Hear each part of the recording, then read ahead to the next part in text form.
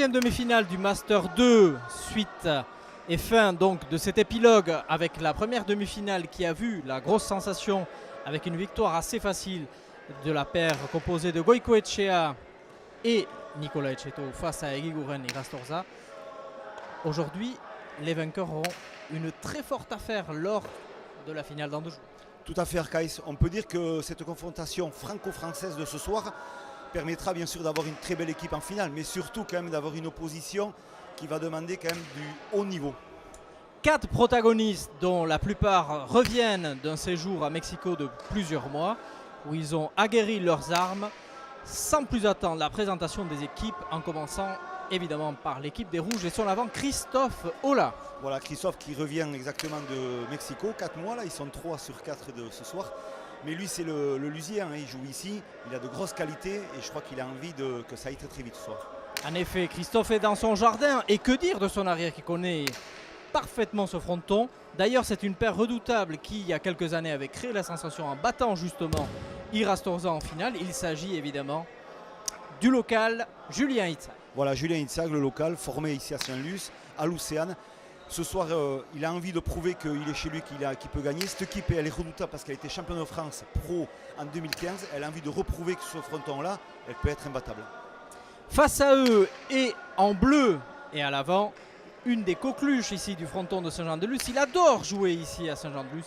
C'est un avant redoutable, extrêmement technique et très spectaculaire, Jean Olaran. Voilà, l'avant qui continue à grandir, à pousser. Il revient lui aussi de Mexico.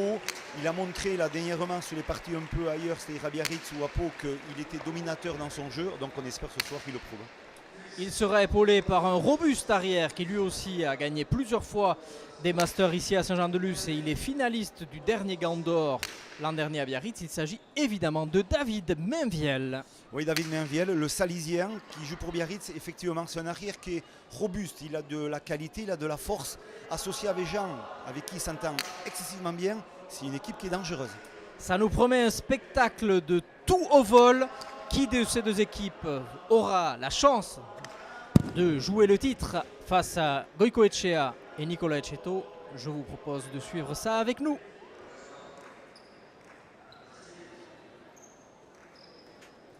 Une très belle confrontation en vue, Philippe, entre ces deux équipes qui se connaissent parfaitement bien et dont les deux paires ont l'habitude de jouer l'une avec l'autre. Ouais, exactement. C'est 4 joueurs qui, voilà, quelques années se rencontrent régulièrement. Donc le niveau de jeu, on le connaît. Ils se connaissent entre eux au niveau des qualités techniques. Donc maintenant, il va falloir mettre au point une tactique par rapport à ce soir, par rapport au temps, par rapport aux pelotes, bien sûr, et par rapport à l'événement, parce qu'une demi-finale d'un Master, ça se prépare d'une certaine façon. Exactement. Surtout que certains d'entre eux font leur apparition dans le tournoi lusien. Hein. C'est le cas des 4 protagonistes, donc il va falloir d'emblée rentrer dans le vif du sujet puisque à ce stade on n'a pas le droit à l'erreur et on sait justement que la moindre défaite peut énormément compliquer la qualification pour le tournoi final fin août. Oui, exactement. Il faut démarrer le tournoi à fond, il faut surtout ne rien lâcher et on connaît bien l'aboutissant de ces demi-finales avec l'opposition qu'il peut y avoir en finale. Mais surtout, on sait surtout la finalité de ces Masters pour le Grand Slam.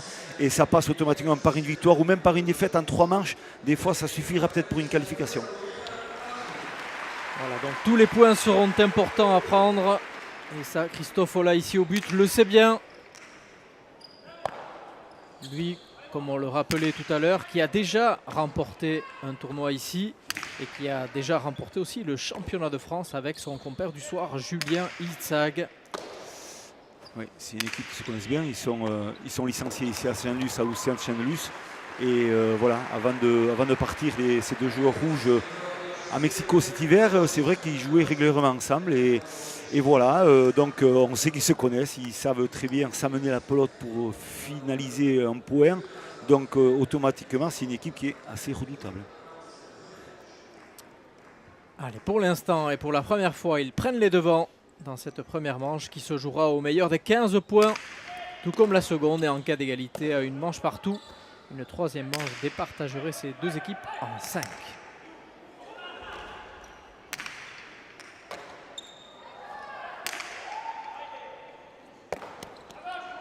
qui va être intéressant aujourd'hui aussi, Philippe, c'est que nous avons affaire à deux avants qui sont des attaquants nés. Et donc, en général, les deux sont très spectaculaires et n'hésitent pas à terminer les points. Et ça nous promet une confrontation tout à fait spectaculaire. Ouais, voilà, ils vont oser venir couper les trajectoires. Ce qu'on parle souvent, si vous êtes habitué à nous écouter, c'est vrai que rentrer dans l'espace de jeu pour un avant entre le 6 et le 7 et venir couper les trajectoires de jeu, ça donne de la vivacité au jeu et ces avants-là sont tout à fait capables techniquement de le réaliser. Donc ça promet du beau jeu. C'est ce qu'on avait vu notamment lors de la première demi-finale avec Iñaki Goicoechea qui avait campé au niveau du 7-8 et qui interceptait quasiment toutes les pelotes pour les terminer. Et il avait assez facilement gagné la demi-finale, alors que pour la première fois de la partie, on va rejouer le point. Voilà, c'est le Beritz dans une partie. C'est vrai qu'effectivement, Julien Itzak, quand il a récupéré cette pelote, il a été carrément gêné. On va le voir sur le ralenti. On voit que David Mévé reste bloqué au mur de gauche et là, il ne peut rien faire. Donc, par précaution et par gentillesse et par tout à fait sportivité, on peut conclure ça, on peut dire qu'il a arrêté la pelote. Et oui, la pelote est un sport fair play où vous verrez quasiment jamais, pour pas dire jamais, de joueurs incriminer le juge comme on peut le voir dans d'autres sports comme au foot par exemple. Il y a vraiment un respect des règles et des adversaires. Oui, c'est on n'a pas le droit, on sait très bien, on est éduqué dans cette mentalité-là sur le fait que l'arbitre a toujours raison et quand on a la chance d'avoir des arbitres de qualité ici sur cette cancha lusienne, ils savent très bien ces jours-là que l'arbitre peut se tromper mais aussi il a souvent raison. Allez, la deuxième égalité, en autant de possibilités, égalité à 1 partout, maintenant égalité à 2 partout. Et un début de partie un peu poussif, où les gens peut-être s'écraignent un peu, veulent aussi rentrer dans la partie, puisque, comme on le disait, c'est la première sur la cancha lusienne de cette année pour ces 4 joueurs qui se sont expatriés pendant 4 mois au Mexique. Donc il faut aussi reprendre les repères. Voilà, exactement. Il faut trouver les repères sur cette cancha. On voit que Julien Itzag a tendance à lâcher un peu ses pelotes par rapport à David Mévier qui va essayer de redonner de la longueur sur tous ces gestes du revers, déjà par rapport au rôle de l'arrière. Et les avants sont dans une base pas trop d'attaque, on l'a pu remarquer, c'est une préparation de points.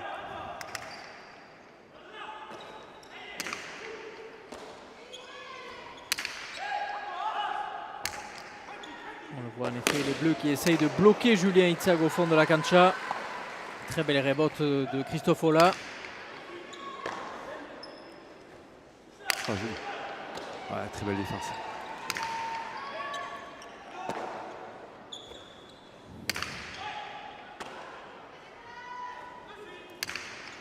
Variation, voilà, il vient couper la trajectoire. Les deux avants viennent couper les trajectoires. C'est ça qui est spectaculaire dans ce jeu-là. Et voilà. Un joli geste de Jean Laurent. Le voici. Il essaie de terminer le point. Oh, et très belle défense de Christophe Ola de nouveau. Un point très accroché pour l'instant. Ah, c'est là-bas très compliqué. Parfait. Très belle cortada raderée de Christophe Ola, Philippe. Ah ouais, c'est une conclusion d'échange magnifique.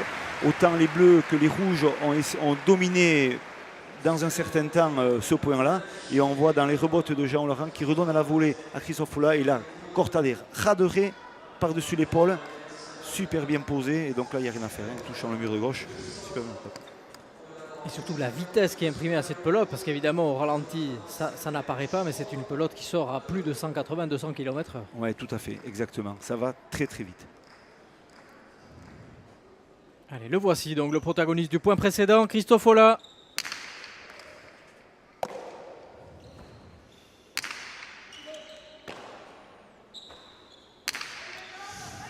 Il y a de la puissance sur les revers à Julien Itzag. On voit qu'il n'a pas besoin de donner trop de hauteur dans ces gestes-là.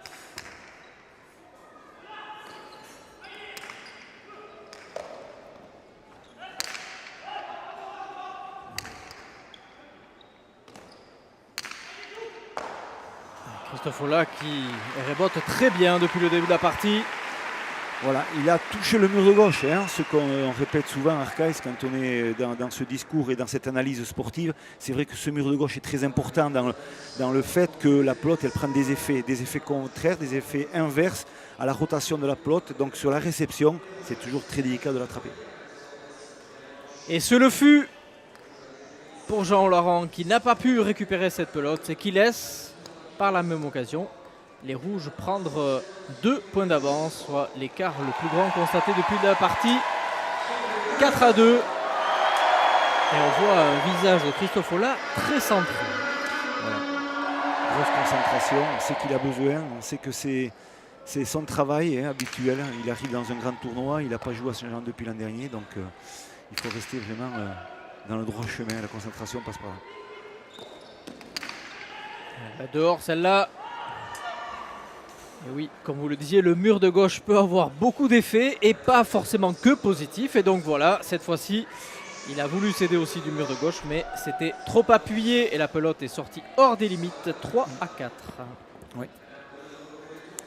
Tactiquement, on voit que les rouges sont bien posés dans leur jeu. On voit que Julien ne va pas lutter sur des efforts un peu démesurés à vouloir garder ce mur du fond. Il se sert de les rebotes, donc il laisse bondir les pelotes pour faire reboter exactement Christophe Ola. Et Christophe Ola, c'est une arme chez lui, les rebotes. Là, en l'occurrence, il s'est trompé un peu, mais c'est une arme. Très bonne stratégie d'équipe. Ici à l'image, Julien Itzag.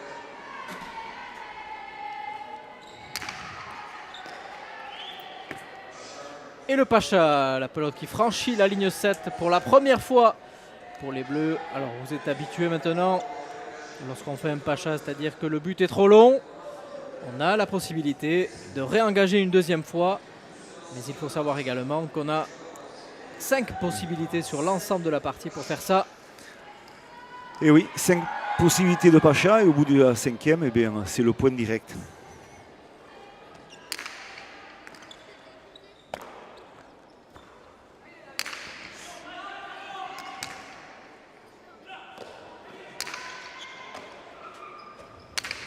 Quelle accélération, quelle accélération. Ouh, quel sauvetage de Laurent. Ouais. Il fallait aller la chercher celle-là. Et un début de partie vraiment très accroché entre ces deux équipes qui veulent rien lâcher. De nouveau Jean Laurent. Christophe Ola. Attention, il fait parler sa puissance. Et David Mainviel au-dessus. Il y a du rythme de jeu ce soir, il y a de la qualité technique, on voit que ce qu'ils font c'est bien. Il y a du haut niveau. 5-3. Et les rouges qui ne lâchent pas pour l'instant leurs 2 points d'écart. 5-3.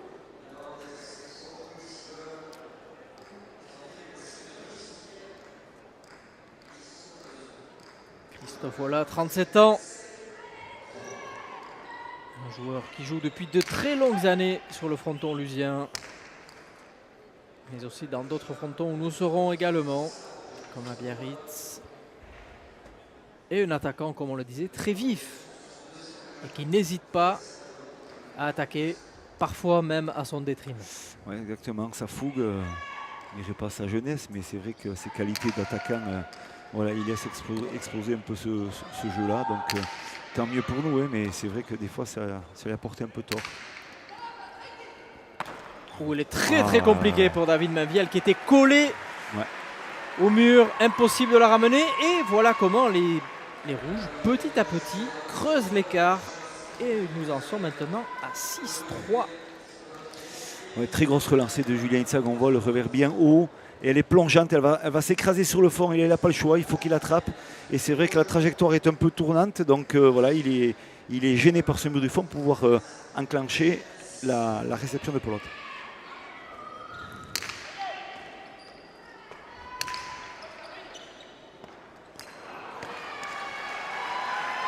Itzag qui laisse échapper cette pelote interceptée au but par Jean Laurent. Et les Bleus qui reviennent un peu dans la partie. 4-6, il fallait qu'ils prennent confiance. Oui, tout à fait, c'est important, ce passage du 6e point est important. Donc, Allez, le voici, Jean Laurent. Et la clameur du public du fronton de Saint-Jean-de-Luz. Très bien garni comme lors de la première demi-finale. Magnifique geste de Julien Itzag. Et malheureusement pour lui, la pelote qui s'écrase sur la ligne. Et c'est Jean Laurent qui marque là le 5e point pour son équipe. 5-6. Ouais. Il a culé au fond. On voit qu'il attrape une pelote en botte pronto, en drop. Mais c'est vrai qu'après, sa gestuelle sur la droite piquée, il cherche de la hauteur. Il prend des risques parce qu'il veut se dégager un peu. Et effectivement, il a touché la ligne du haut. Et le point est pour les Bleus. Allez, 2 petites erreurs de Julien Itzag qui remettent les Bleus totalement dans la partie. Ils ne sont plus menés que d'un point. Alors il y a un Pumpa. Un Pumpa qui a été signalé contre Jean Olaran, a priori. Contre David Mainviel, ouais, sur la réception du revers. La pelote aurait bougé dans le gant, donc on n'a pas trop vu. C'est le juge du numéro 11 pardon, qui a averti le juge arbitre principal, M. Lopez. Jean Olaran, dubitatif. Mais malgré ses réserves, on l'a vu, à aucun moment il a rouspété. Et c'est ça le respect de la pelote.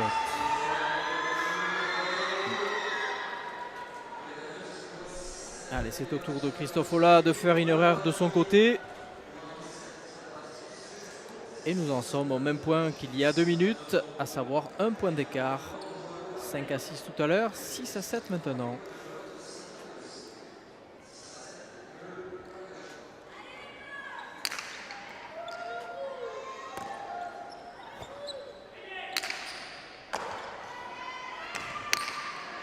Et quel point, quel demi-mur de Jean Olaran, magnifique, qui permet à son équipe de revenir à 7 partout. On n'avait pas vu d'égalité depuis le 2e point. Et on voit un Jean Olaran qui veut mettre beaucoup de rythme. Voilà, il va déclencher une droite par-dessus l'épaule, 2 murs parfaitement tapés. Et point super bien tapé. Rien à dire, 7 partout.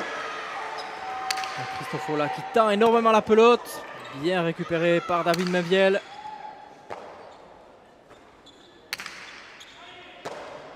Jean Olaran qui est obligé de venir défendre jusqu'au numéro 10. Et pour faire le point, mésentente entre Julien Itzag et Christophe Ola. Bien sûr. Là, c'est une faute énorme. C'est que Julien, il est dominé à un moment dans le jeu. Comme il sent que c'est plus lui qui domine le point, eh bien, il est sur le reculoir. Donc, il fait des fautes un peu de placement. Allez, les Bleus qui reprennent l'avantage alors qu'ils étaient menés de 3 points. Ils reviennent donc de loin. Et à mi-parcours de cette première manche, les voici devant 8-7.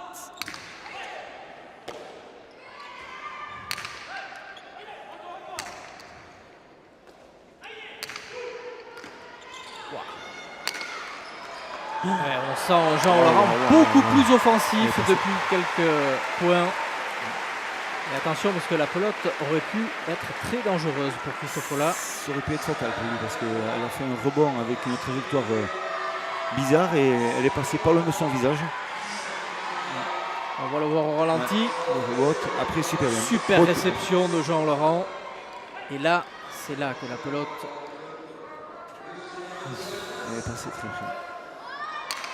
On a frôlé la catastrophe, mais heureusement, il n'en est rien. Et le jeu peut continuer.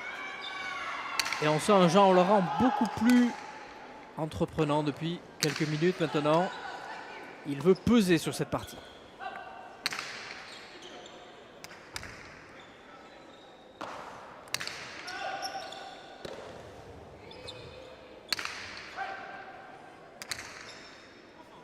Il va être très long. Christophe Ola. Belle pelote d'Olaran. Elle va être trop courte pour Christophe Ola, qui ne peut la récupérer. Et cela fait 10-7. Et depuis quelques minutes, les rouges qui prennent un peu l'eau. Oui, on sent de suite que Jean, il a commencé à accélérer son jeu. Il est positionné au numéro 8, 9. Il rentre au beauté corrido. Il va réaction de coups énorme, de mur. Droite piquée par-dessus l'épaule. Travaille sur le fond. Ça marche très bien. Le 5e point consécutif marqué par les Bleus qui étaient menés 5-7 et les voici maintenant devant 10-7, 5-0 donc dernier partiel pour cette équipe bleue qui semble avoir pris la mesure des rouges pour l'instant. Et on sent depuis quelques minutes des fois une mésentente entre les rouges au niveau du placement, au niveau des arrêts bottes. Comme vous le disiez, peut-être que quand on défend ou qu'on est acculé, les erreurs se font plus rapidement. Oui, je pense qu'ils ont l'impression qu'ils peuvent faire le point sur un échange et malheureusement il fera se battre énormément pour sentir un peu le point et gagner des points surtout. Donc, et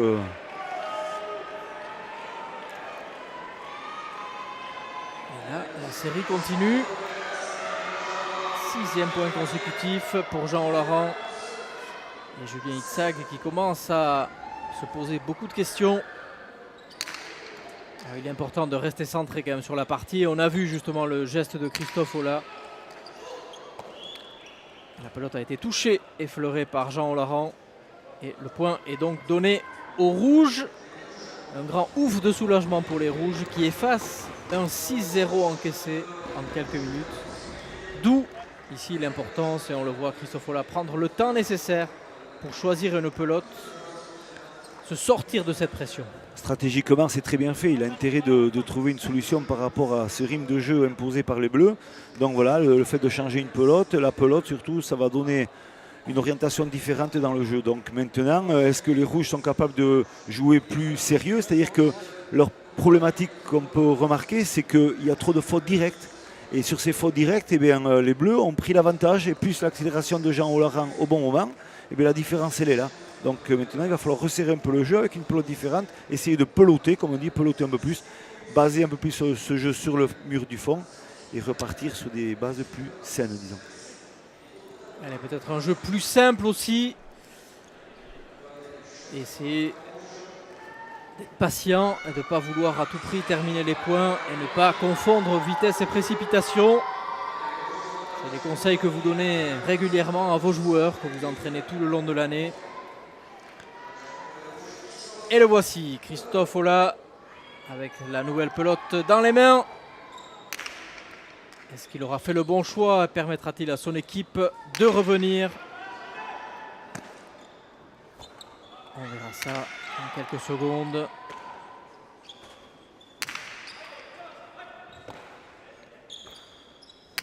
Pelote qui semble un peu moins vive quand même. Oui, exactement, c'est une pelote qui est déjà froide à la base, mais maintenant c'est une pelote qui est moins vive, moins rapide. Donc il va falloir, comme on dit, peloter, travailler ce mur du fond, donner des trajectoires un peu sur le mur de gauche.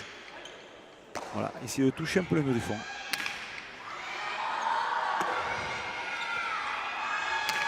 Mais David Mainviel tient bien sa place et c'est bien ce qu'il fait. Ah, vous le disiez lors de la présentation, c'est un arrière robuste, sûr, et qui fait son job en règle générale. Oui, exactement. Et ce n'est pas pour rien qu'il est arrivé à la finale du Gant d'Or l'an dernier et en demi-finale du Slam ici.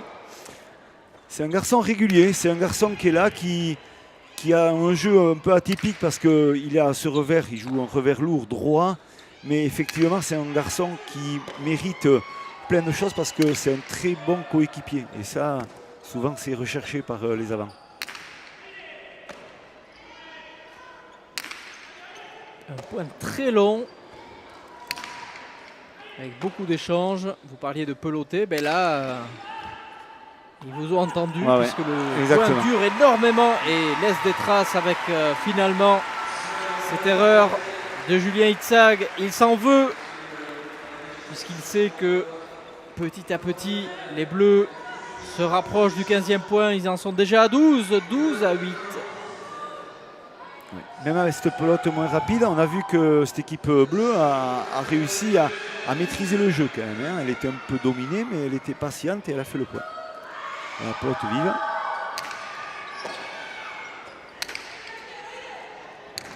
Ça c'est bien tapé. Superbe interception. On a vu Christophe Ola tendre énormément la pelote, donner beaucoup de vitesse. Ouais. Et évidemment, à cette vitesse, impossible de récupérer les rebotes. Thomas, c'est un joueur, si on veut le coacher, il faut lui mettre dans le système de jeu, il faut lui mettre sur le deuxième ou troisième intention de jeu, il faut qu'il accélère le jeu. C'est-à-dire que c'est un garçon qui a une rapidité, un bras vif. Et ce garçon, s'il a tendance à vouloir jouer un jeu à poser, il a du mal à s'exprimer. Donc soit des déclenchements d'attaque rapides, autrement des coups forts sur le fond.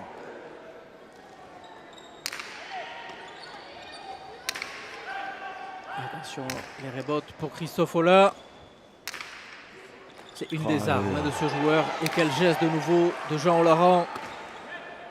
Qui s'en bat tel un chat sur le mur de gauche du Khayalay.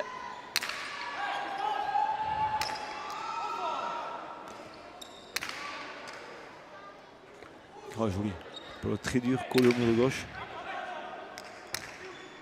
On s'appuie toujours sur le rebot de Christophe Ola, mais attention quand même, voilà. Les trajectoires ne sont pas coupées de Jean Olaran.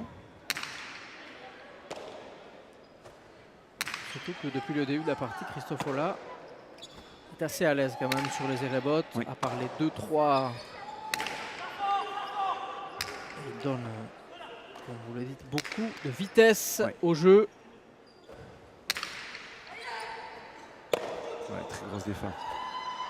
David. Attention à l'interception. Ça, c'est mieux tapé aussi. Et là. Oh, belle interception. Voilà. Et là, ça joue. Hein. Ça Ouais, joue terrible. Ça joue très très bien. Très joli point. Ouais, joli. Oh, c'est joli. C'est très joli. Et on l'a vu, le point serré de Christophe Ola. Parce que c'est dur de marquer des points.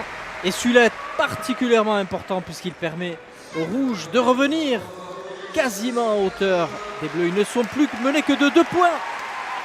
On voit l'extension de Christophe et la droite piquée qui va rester collée sur la peinture. On dit ça sur le mur de gauche, elle est collée. C'est très difficile de la sortir et c'est un point magnifiquement mené. Allez, l'émotion qui revient.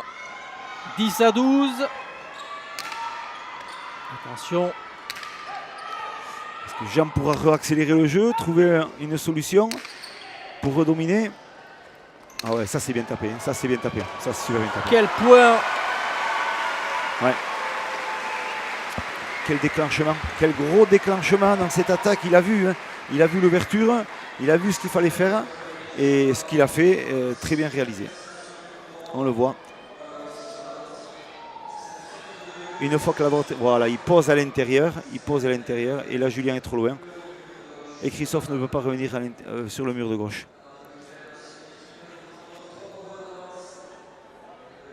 Voilà, Jean, quand il faut, il arrive à réaccélérer le jeu, il arrive à faire les bonnes choses. C'est voilà, c'est sa grande progression qu'il a depuis 2-3 ans et c'est un grand joueur.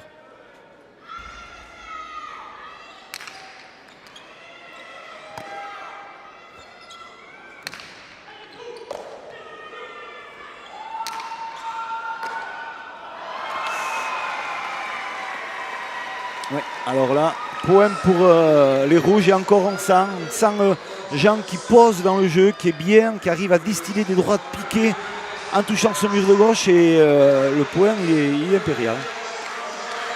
Peut-être le dernier point de cette première manche, applaudi par le public lousien qui a rempli les travées du Khayalay, 14-10.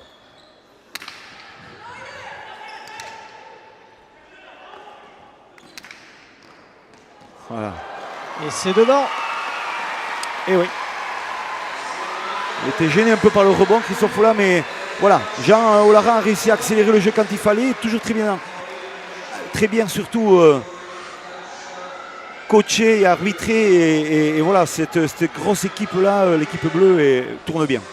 Jean Olaran et son magnifique casque qui viennent d'enlever. Jean, un début de partie poussif où les 4 joueurs vous essayez de reprendre un peu les repères dans ce Khayalay puisque c'est la première partie pour vous. Et on vous a vu tout d'un coup beaucoup plus entreprenant, beaucoup plus tranchant pour essayer de faire la différence. Ouais, c'est la reprise ici pour les 4. Et bon, j'ai joué hier à Biarritz, on a joué à des pelotes mortes qui ne rebondissaient pas du tout. Et là ici, la première qu'ils ont pris, elle était vraiment excessivement vite. Et le changement, bon, ça surprend les 2-3 premiers points. Après, bon, on a pris d'entrée 3 points de retard, donc il fallait cravacher pour les récupérer. C'est pour ça qu'on a essayé de mettre un peu de gaz pour les rattraper. Il se trouve que ça nous avait bien souri. Avec la pelote vive, finalement, bon, au début on n'avait pas et après c'est nous qui faisions les points. Donc bon, maintenant on n'a plus qu'à continuer. On a gardé la leur qui est un peu moins vive, mais qui commence à chauffer. Et voilà, on n'a plus qu'à acculer Julien au fond, et si on peut, éviter Christophe au maximum. Et j'espère la même issue. Merci beaucoup, on vous laisse souffler un petit peu. Voilà les réactions à chaud de Jean Olaran, donc, qui parfaitement résume cette première manche. Et oui, Arcaïs, on voit ça. C'est très bien joué de la part de Jean et de David. On peut les associer, il n'y a aucun problème.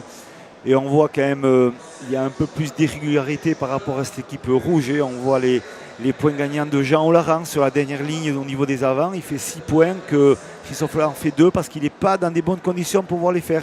Et c'est vrai que les fautes directes, Julien aussi, il en fait 5. David Evel 3. Un peu plus classique David, mais voilà, la différence est un peu là. Comme je disais tout à l'heure, si on arrive à un moment donné dans cette équipe rouge à être un peu plus correct dans ce contenu, en donnant moins de points, en faisant moins de fautes directes, ça risque de changer la physionomie de la partie.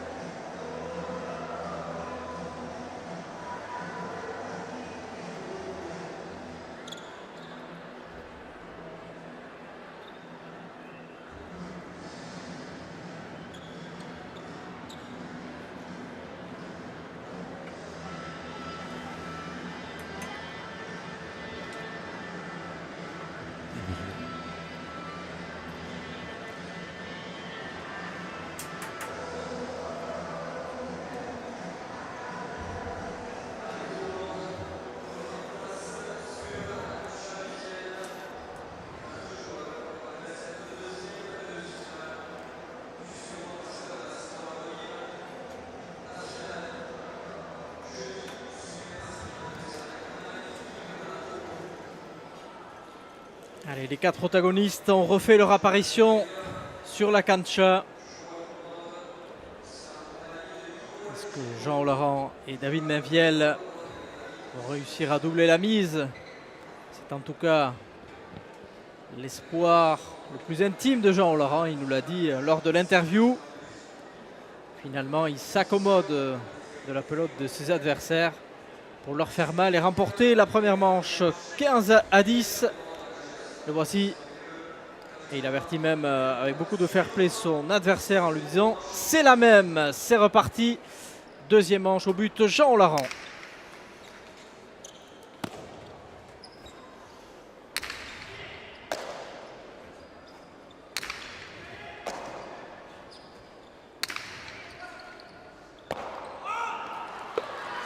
Première faute de David Mainviel.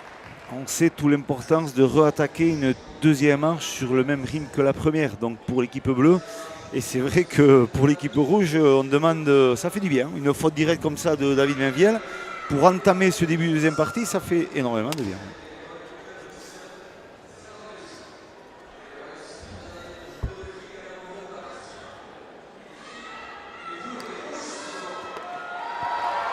David Mainviel qui s'excuse auprès de son avant Jean Olaran.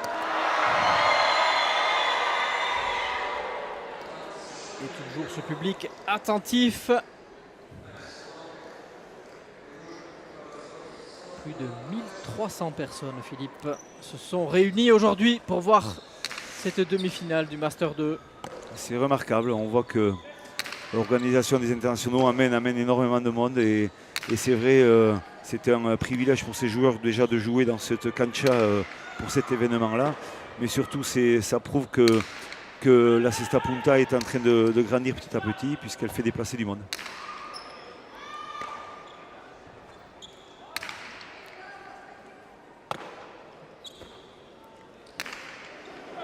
Elle a flirté avec la ligne jaune.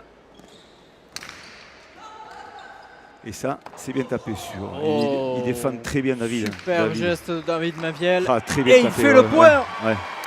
Et vous avez vu tout de suite le geste de Jean Laurent qui montre son arrière David Maviel. Pour lui dire c'est super mon gars. Voilà le sourire de Jean Laurent qui, comme vous le disiez, rentrer dans la partie comme ils avaient terminé. C'est très important pour ces bleus et ne pas lâcher trop de points pour les rouges. Tout à fait, tout à fait. Et on voit qu'elle est bien. Il y a des petites erreurs là avec les rouges.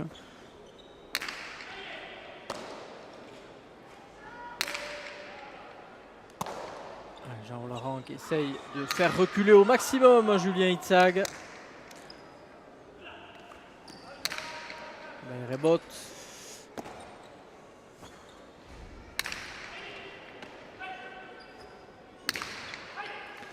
Il est sur une grosse dynamique en ce moment, Jean Laurent. Il a gagné encore hier soir.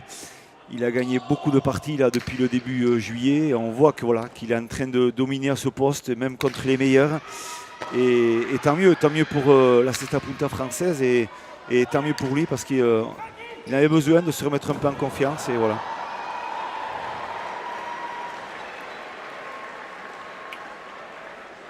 Et les Bleus qui reprennent l'avantage pour la première fois dans cette deuxième manche. 2-1. Une image un peu cocasse puisque la pelote semble s'être bloquée sur le colchon du haut. Exactement. La partie rouge du haut, si on le voit sur les images, voilà, elle est un peu froissée et donc la pelote est restée bloquée à l'intérieur de ce petit colchon. Donc il suffit de taper dessus. Mais bon, des fois naturellement, on a un peu de mal. On n'est pas fait pour viser les colchons, on est fait pour viser le mur. Donc effectivement, c'est une stratégie qu'on ne met pas au point souvent. Ça. Alors donc, Jean Laurent va quand même tenter le coup. Et non, comme vous le disiez, c'est pas aussi facile que ça. Il a réussi. Et voilà. C'est un grand champion. C'est un grand champion. Ah, c'était une indirecte finalement. Il a tapé le conchon qui a fait vibrer la bâche et fait tomber la pelote. C'est un vrai stratège, ce Jean-Laurent. C'est pour ça qu'aux entraînements, on leur dit souvent de ne pas taper au conchon et ils font tout pour pas y arriver. Mais effectivement, quand on leur demande, ils arrivent à le faire aussi. Alors, donc c'est bon signe. Autant vous dire que s'il a pris la peine de la faire, c'est qu'il y tenait à cette pelote. Hein, parce que sinon, si elle ne lui plaisait pas, il l'aurait laissé en haut. Vous avez entièrement raison, Arcaïs.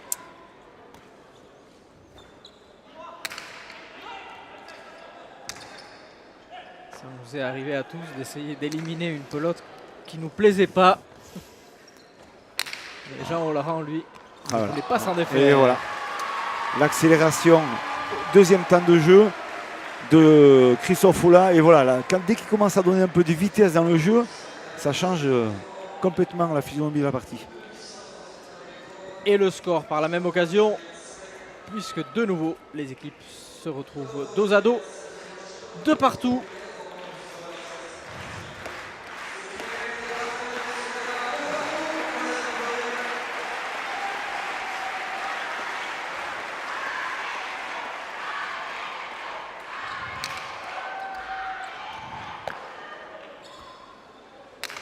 Il cherche la relance chaque fois, David Maviel.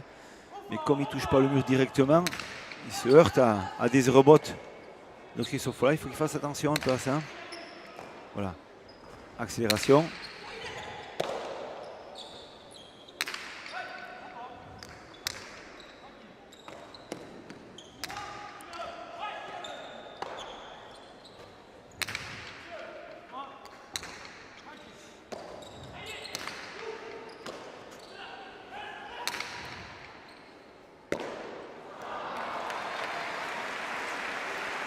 Et la faute de Julien Itzag. Et les Bleus qui reprennent l'avantage 3-2. Oui, et on sent que dès que Jean commence à venir couper les trajectoires, à réaccélérer son jeu sur la droite ou sur le revers, il gêne énormément Julien Itzag. Donc il faut qu'il soit un peu plus près, Julien, s'il veut vraiment contrer cette rapidité de jeu de Jean Laurent. Pacha, le deuxième de la partie pour l'équipe des Bleus et son buteur Jean Laurent. Pour l'instant, il n'y a pas le feu au lac. Et le voici pour la deuxième tentative.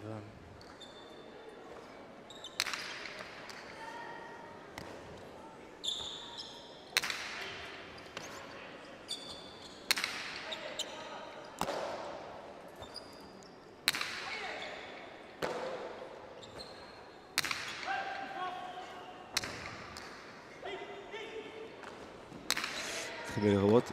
Super, super bien défendu par David.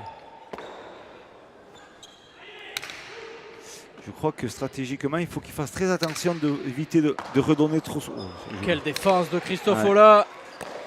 Julien, il faut qu'il fasse attention un peu de donner les plots directement. Oh, ça c'est bien tapé. Allez, une belle opportunité pour Jean Olaran. Allez, il essaie de couper la trajectoire une deuxième fois. Il fait varier le jeu. Une troisième. Ouais. Le revers, il essaie toujours d'acculer les rouges. Point très long. Hein.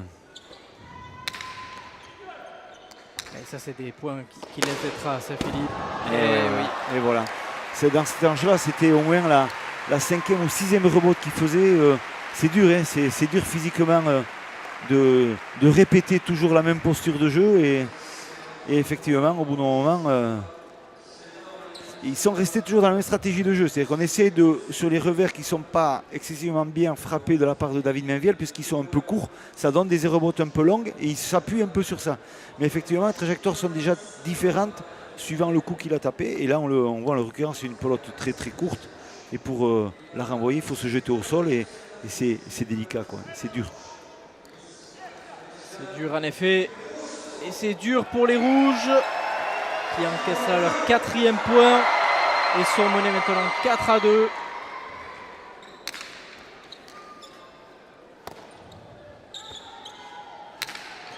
Ça, c'est mieux tapé. David est impérial quand même sur ces. Grosse défense en effet de David Mainviel. Ouais. Et très belle relance. Wow, là, le regard et la cortada. Et non, sur la ligne, sur la ligne. La cortada de mur sur la ligne, malheureusement. Ouais. C'était bien tenté, mais on va le voir. Il va attraper, il va armer et le petit coup d'œil. Et là, il va essayer de tromper son adversaire direct. Mais on voit bien, elle part la pote, va sur la ligne jaune, la ligne horizontale, qui est faute. Très bien vu par Rassière Oulibé. Et Didier Lopez, le juge principal au 7. Et les rouges qui reviennent quelque peu dans la partie. Ils ne sont plus menés que d'un petit point, 3-4. On est un peu dans la même physionomie que la première manche. Ils sont prêts autant l'un que l'autre. Voilà, et ça va se jouer à des détails. Donc il faut faire très attention. Et on sait très bien, la partie va durer, de la fatigue. Mais c'est un jeu très plaisant qu'on a ce soir parce que les points sont très durs.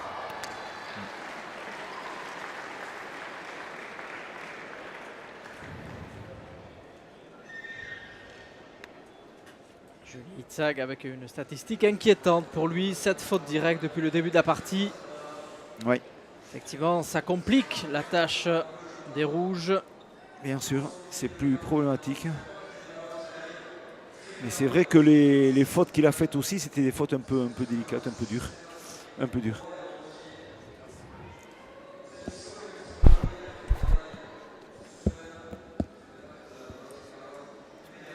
Et là, un petit problème technique. On voit le gant de Jean Olaran.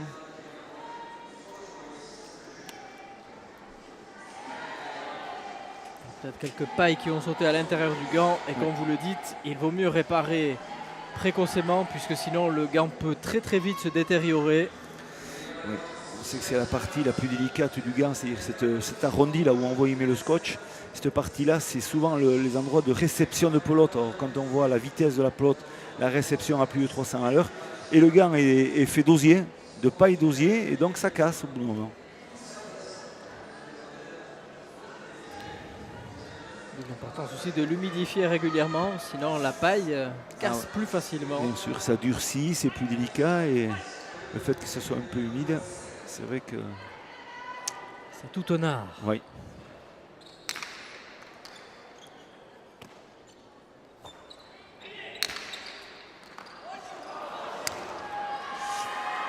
Là, c'est un peu...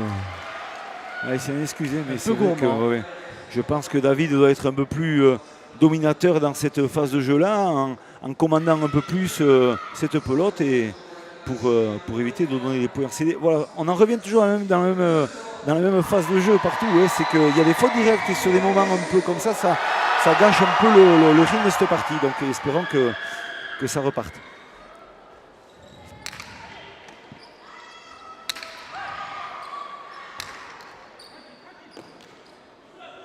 Jean-Laurent qui a une belle opportunité maintenant pour lui. Va-t-il la saisir? La pelote au fond. Et le point. Bien sûr. Et le point. Julien Itzag qui est dans le dur depuis quelques minutes. Dans le dur. C'est pas des pelotes faciles qu'il a malheureusement parce que c'est vrai que les rebotes de Christophe Ola est très court, donc ça lui donne une possibilité à Jean de pouvoir optimiser au maximum cette pelote vraiment en tapant des pelotes dans tous les endroits qu'il veut. Allez, on avait vu Jean-Laurent essayer de prendre le jeu à son compte à mi-parcours de la première manche et il semble être parti sur le même rythme parce qu'on le voit maintenant intercepter les pelotes et plus incisif avec cette pelote particulièrement vive quand même. Oui.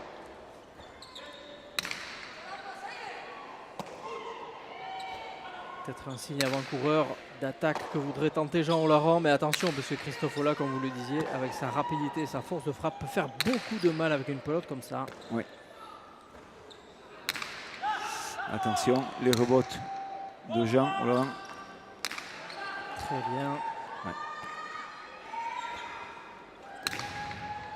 Et dehors. Elle est dehors, elle est dehors. Malheureusement, ouais. Pour Julien Itzag et Christophe Ola qui se touchent le casque.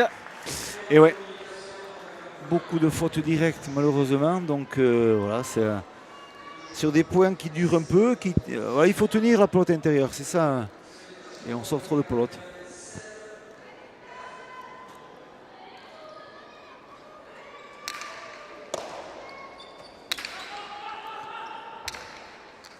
Les rebotes longs.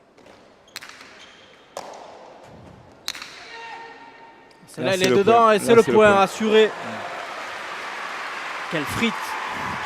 Il y a de la vitesse, il y a la rapidité, on voit dans ce geste de Christophe et c'est ça. C'est ça qu'on aime en lui, c'est ça qui peut faire la différence dans le jeu, c'est l'accélération, donner de la vitesse à cette pelote et ça, elle est tout à fait capable. 5-7.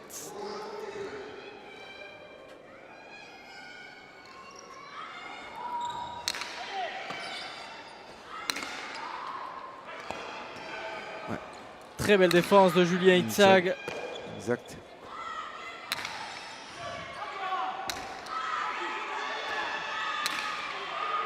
Attention Jean-Laurent, le demi-mur est en dessous de nouveau. Il n'est pas en chance avec ce geste. 2 fois qu'il le tente, 2 fois qu'il le rate. Et vous avez vu le cri d'encouragement de Christophe Ola à son compère puisque les rouges reviennent à hauteur quasiment. C'est très bien joué. On le voit, c'est très bien joué parce qu'il voit que son avant direct est derrière lui. Donc il faut qu'il pose quelque chose. Mais comme on vous le dit, très bien Arcaï, c'est mal exécuté. Dans l'idée, elle est bonne, mais la réalisation est moins bonne. Donc voilà. Allez, on voit Christophe Ola se parler à lui-même pour essayer de s'encourager.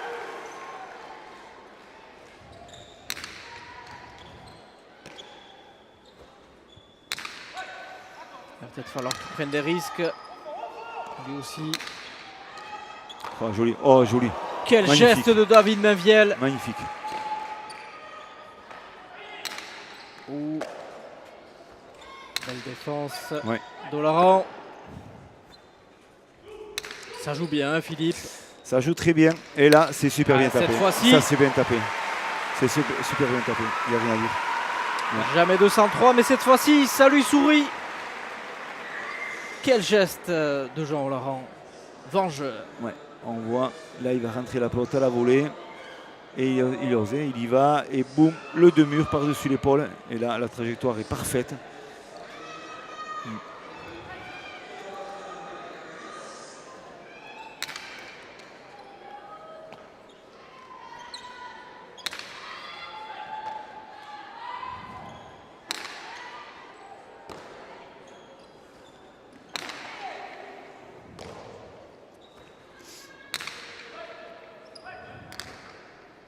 Attention, les rebotes. C'est là qu'il faut qu'il fasse la différence. David, il est parfait ce soir. Parfait, il est. Il est parfait. Voilà. C'est parfait ce qu'il fait. C'est très juste. Ah oui, oui, oui. C'est très C'est juste. vraiment... ouais.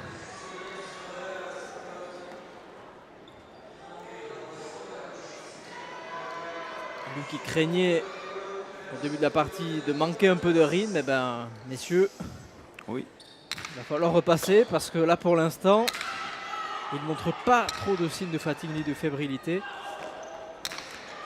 C'est jamais facile de rentrer dans une compétition sans avoir beaucoup joué. Et quel point de Jean Laurent, peut-être un point décisif puisqu'il permet à son équipe de prendre le large 10-6. Ouais. Très bonne réalisation encore de Jean. On voit qu'il a la facilité. Botegodo qui n'est pas facile à attraper et là il va taper un deux murs. Super bien tapé, il n'y a rien à dire. Et Christophe est très très loin. Voilà, c'est le Jean Laurent qu'on aime bien, voilà, qui maîtrise son jeu, qui distille des attaques parfaites ou un travail sur le mur du fond et il le fait super bien. Et un Jean Laurent confiant aussi, puisqu'après avoir raté 2 fois le demi-mur, eh bien, il ne s'avoue pas vaincu. Et il enchaîne par deux demi-murs gagnants. Ouais. Même si cette fois-ci, son air-bot est très largement au-dessus et permet aux Rouges de revenir à 10-7, soit le score identique à la première manche. Donc comme vous le disiez, on est dans une physionomie assez similaire quand même entre ces deux manches. Exactement. Il y a du beau jeu, il y a de la qualité, il y a de la rapidité, il y a de la technique, il y a de l'attaque. Mais effectivement, des fois, c'est un peu un faux rythme gâché par ces fautes directes et qui perturbent un peu dans ce qu'on pourrait dire d'une très grande partie.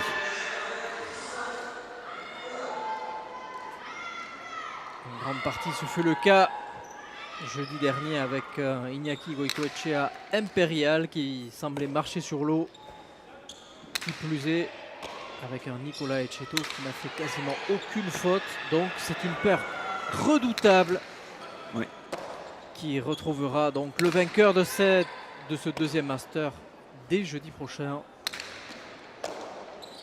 Allez, Christophe Ola, où elle est belle. Allez, toujours la même chose, mais il n'a pas réussi à toucher le fond. Ah, voilà. Il a fait un pic et on a vu qu'il a touché l'angle du mur, du sol et du mur. Et la pote elle est remontée mais avec une perte de vitesse. Et donc c'est le point. Très joli point de Christophe Ola qui permet à son équipe de reprendre un peu confiance. Et puis, bam. Et la pote elle est ralentie. On pourrait considérer ça comme un rétro dans le golf. Hein. Elle se bloque et elle part sur des effets inverses. À 10, le public de Saint-Jean-de-Luz chauffé à blanc.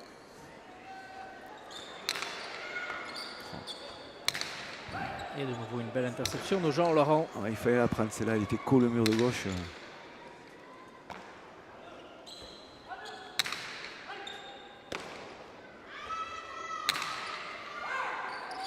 Aïe. J'espère qu'il ne s'est pas blessé. Ils se sont cognés les deux. Un petit croc en jambe, mais sans gravité. Très sportivement, Christophe Ola lui-même a demandé au juge de la remettre. On va le voir en reculant, il va se taper le pied. Ouais. Belle image, et on le voit, oui, Christophe Ola qui de lui-même demande à rejouer le point. D'où le grand respect entre ces 4 joueurs, malgré l'enjeu. Bien sûr, l'enjeu est toujours là, mais c'est vrai que la sportivité aussi fait partie de leur gène, donc tant mieux. Et puis surtout que Jean ne se blesse pas. Souvent, ça peut arriver de se blesser dans une phase de jeu comme ça, mais il est costaud.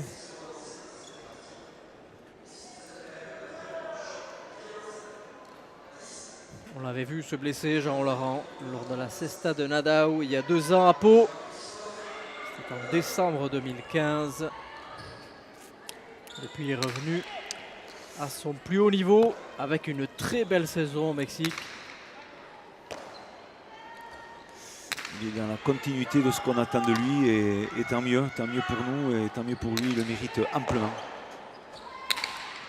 Jean Larand, malgré son jeune âge, qui a déjà beaucoup de maturité et d'expérience, lui qui avait été sacré champion du monde en 2010 dans son jardin de Pau. Ouais, à Pau qui est son jardin, comme vous le dites, et c'est vrai qu'il a été champion du monde en 2010 avec la quadrille de Nicolas Etcheto et Chabi Anza et ainsi que Yon Tambourin-Degui. Et c'est vrai que c'est la génération 2010, comme je le dis souvent, c'est une belle génération, c'est des bons joueurs. Et voilà, et dans ce cap qu'ils ont passé en devenant professionnels, on le voit quand même qu'ils arrivent à s'hisser facilement sur le meilleur, et en l'occurrence Ego Cochea et tous ces joueurs directs, donc tant mieux.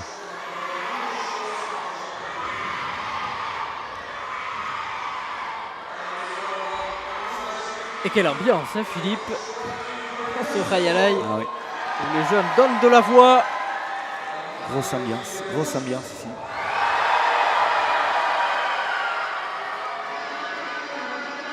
Et les Bleus qui prennent tout le temps pour essayer de trouver la clé, pour essayer de s'envoler et de remporter cette demi-finale en 2 manches, puisque, comme on le dit souvent, personne n'aime jouer la 3e manche. Si on peut éviter, on évite. La 3e manche, c'est vrai qu'en 5 points, ça peut aller très très vite. Et là, vraiment, c'est souvent à pile ou face. Hein. Ça peut vraiment changer de physionomie une partie. Allez, retour au jeu. Jean Larand but. Il a changé de pelote. Hein. Beaucoup plus courte la pelote. Il a failli surprendre Julien Itzag. Il va être compliqué pour Christophe Ola. Ah, il n'est pas, il y est. Oh, super. Ah, elle est assez morte cette pelote. Ouais, là par contre.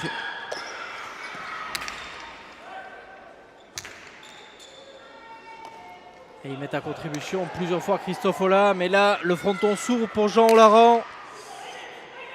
Ouais. Où elle est belle. Belle défense de Julien Itzag.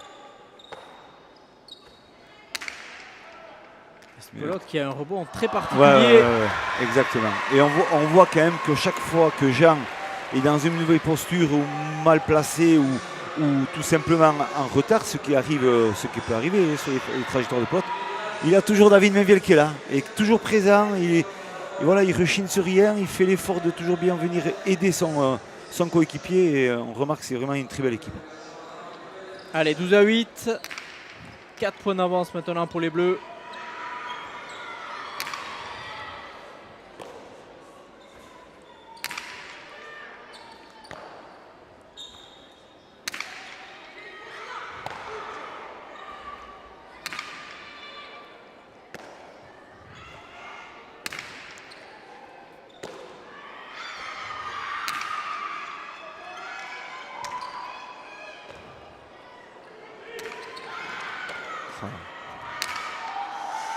Et c'est bien tapé. Elle va ça, c'est bien tapé. Elle va être compliquée pour Mais Julien Itzag. Il est là. Deuxième chance. Attention, le deux-murs, et là c'est dedans.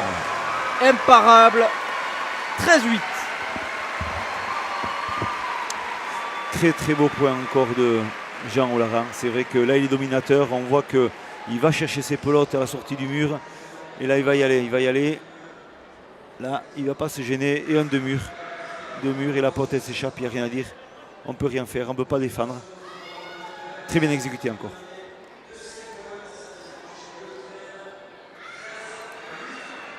Alors à l'engagement Jean Larand. Toujours avec la même pelote.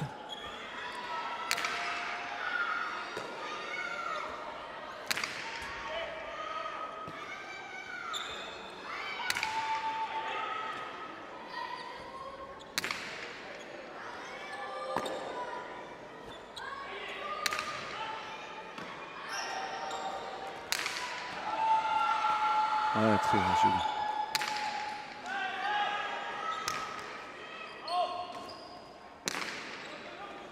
Oh là là. Voilà, un jeu de la droite de Jean Larand, encore bien frappé. Et on voit que cette équipe bleue, elle ne se désunit pas, elle est bien ensemble, elle joue bien, elle elle inspire la confiance. On voit qu'elle montre ça. Et bien sûr, David Mainviel, il est pour quelque chose dans cette homogénéité d'équipe. Jean Laurent qui a buté pour la dernière fois de cette deuxième manche en ce qui le concerne.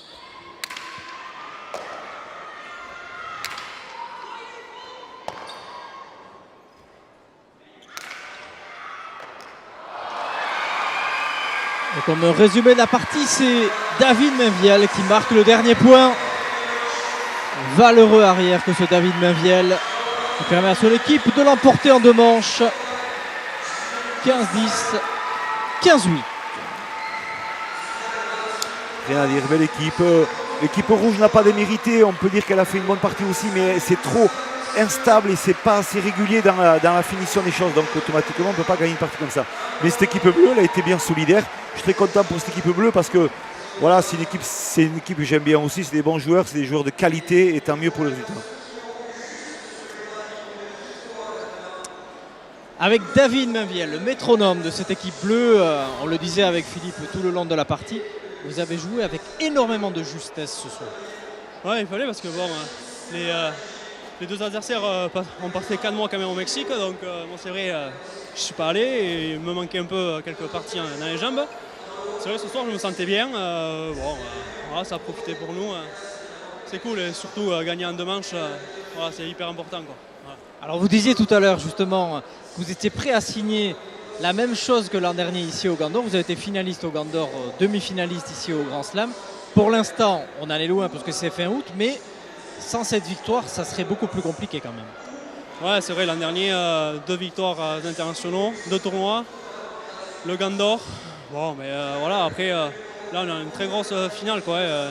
Iñaki Goicoechea et Nico Etxeto, c'est une grosse écurie, quoi. Donc, on va se reposer jusqu'à jeudi et voilà, on va y aller avec Agnac. Allez, bon repos et merci beaucoup. Et oui, une grosse montagne, étape de montagne hein, pour ici David Mainviel et Jean Laurent, puisque se dressent face à eux Iñaki Goicoechea et Nicolas Etxeto qui ont surnagé la première demi-finale. Finale dans 2 jours, ici toujours sur les antennes de Canal+. Ça risque d'être très compliqué, mais on verra s'il crée la surprise, Philippe. Oui, mais surtout pas insurmontable pour eux, moi je vous le dis, parce que c'est vrai, c'est une équipe qui est bien campée dans ce Rayalay. Elle joue ensemble, elle sait défendre, elle sait attaquer. Et effectivement, on pourrait penser que la partie serait presque jouée avant de la commencer. Mais moi je vous dis, attention quand même à ces joueurs-là, parce que c'est des compétiteurs de haut niveau, c'est une belle équipe, et ça me tarde déjà d'y être à jeudi. Et c'est sur ces images, ces magnifiques images des équipes de Sébastien Audience que nous nous quittons aujourd'hui. Nous espérons que vous avez pris autant de plaisir que nous à suivre cette partie. Nous espérons toujours vous retrouver nombreux sur www.cestapunta.com en direct et en exclusivité. Bonsoir Philippe, bonsoir tout le monde et à jeudi. Bonsoir Kaïs, bonsoir tout le monde.